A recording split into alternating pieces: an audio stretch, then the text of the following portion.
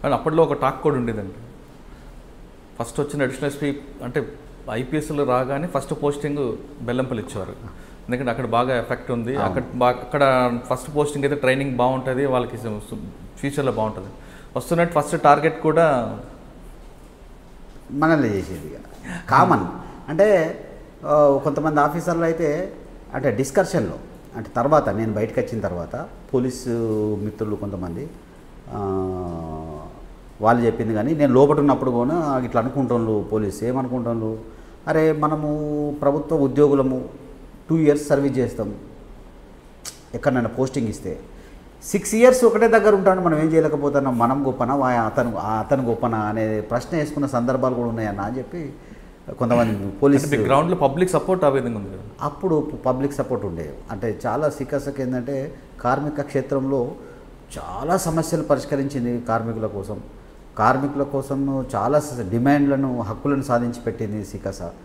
So ఆ నేపథ్యంలో చాలా సపోర్ట్ చేసింది. అంటే నాకు 6 సంవత్సరాలు నేను ఒకే ప్రాంతంలో ఒక బెల్లంపల్లి టౌన్లో అంటే రేడియేషన్ చూసుకుంటే మొత్తం వితిన్ ది ఒక 4 kilometers రేడియేషన్లో నేను నా కోసం నిత్యం 100 మంది పోలీసులు ఎత్తుకుని నేను దొరకకుండా నన్ను కాపాడుకున్నారంటే దట్ ఈజ్ పబ్లిక్ అప్పుడున్న సపోర్ట్.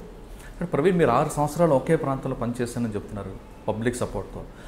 అటువంటి పబ్లిక్కి మీరు అప్పుడులో మంచి కార్యక్రమం చేశాను, వాళ్ళ సమస్యలు పరిష్కరించాను, ఇప్పటికీ గుర్తుండిపోయే ఒక ఘటన చెప్పగలరు?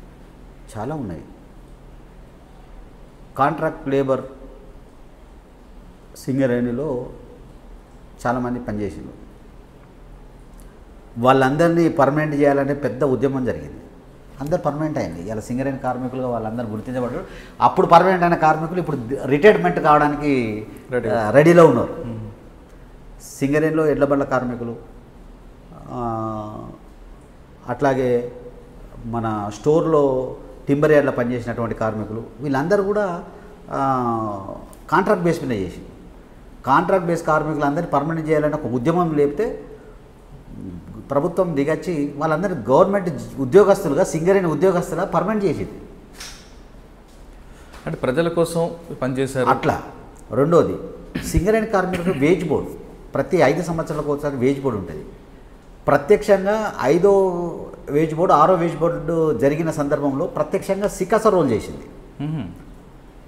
సికాస చెప్తేనే నీకు భారతదేశంలో ఉన్న బొగ్గు గని కార్మికులకు హక్కులు సాధించి పెట్టిన ఘనత సింగరేణి కార్మికులది. అంటే సింగరేణి కార్మికులకు నమ్మకం, సికాస చెప్తే మనం సమ్మె చేయాలి, సికాస కాల్ ఆఫ్ చేయమంటే మనం చేయాలి, సికాస ఖచ్చితంగా మన కోసం మన హక్కుల కోసం కొట్లాడుతుందనే ఒక నమ్మకం ఉంది.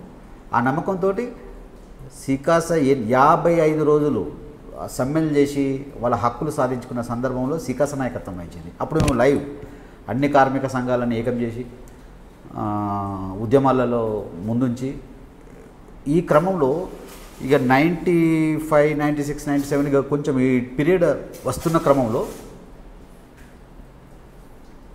నిర్బంధం చాలా సీరియస్గా పెరుగుతున్న క్రమంలో సేమ్ టైంలో కార్మిక వర్గం మీద కూడా నిర్బంధం పెరిగింది. సికాస అంటేనే ఇక ఎన్కౌంటర్లు అంటే సికాస అంటే కార్మికులను కూడా చంపిన సందర్భం ఉన్నది, మామూలు కార్మికులను కూడా తీసుకుపోయి చంపిన సందర్భం. దాంతో చాలా అప్సెట్ అవుతుంటే ఆల్టర్నేటివ్ ఆర్గనైజేషన్ చేయాలనే ఆలోచనతో ఏం చేసినామంటే క్రాఫ్ట్ సంఘాలను నిర్మాణం చేయడం జరిగింది సింగరేణిలో. క్రాఫ్ట్ సంఘాల నేనున్న సింగరేణి కార్మికుని, నేను బొగ్గు మోస్తా, నన్ను కోల్ ఫిల్లర్ అంటారు, కోల్ ఫిల్లర్ అసోసియేషన్. అంటే ఇవన్నీ కూడా సికాస అనుబంధ సంఘాలు మనం పెట్టుకున్న కవర్ సంఘాలు. ఓహో. కోల్ ఫిల్లర్ సంఘానికి ఒక వ్యక్తిని నాయకుడిని, ఎన్నైతే ట్రేడ్స్ ఉన్నాయో అన్ని ట్రేడ్స్లను మనము మన సింపతైర్లను సెలెక్ట్ చేసుకొని వాళ్ళ ద్వారా ఆ సంఘాన్ని పెట్టినాం. ఆ సంఘాన్ని పెట్టి అన్ని సంఘాలను కలిపి సాజాక్ అనేది కూడా ఒకటి ఏర్పాటు చేయడం జరిగింది.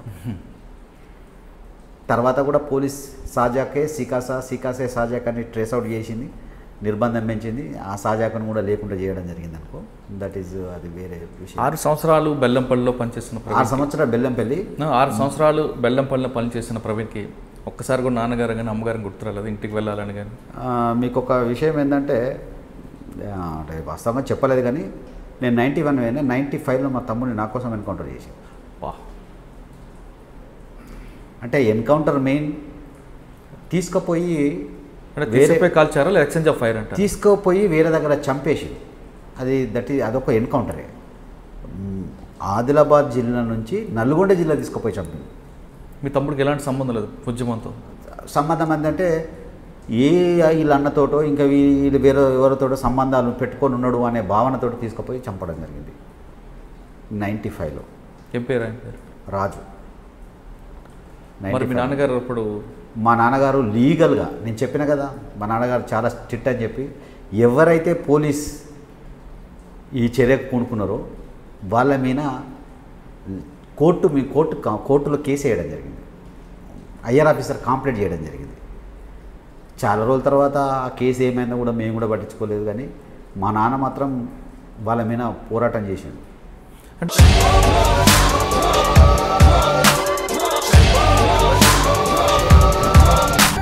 ఫోటోలో ఉన్న వ్యక్తి ఎవరమ్మా? మీ ఆయన చనిపోయారా? అయ్యో, ఎక్కడ పడితే అక్కడ ఏది పడితే అది వాగుతున్నాడని పోలీసులు నగర బహిష్కరణ చేశారండి. మొదటి భార్యని చేసుకున్నాక పిల్లలు పుట్టలేదని రెండో పెళ్లి చేసుకున్నారు. ఆవిడకి పుట్టలేదు. మూడోసారైనా తగులుతుందనుకున్నాం, తనకే పుట్టలేదు. ఆయన దగ్గర బాణం ఉంది కానీ దానికి పదును లేదురా.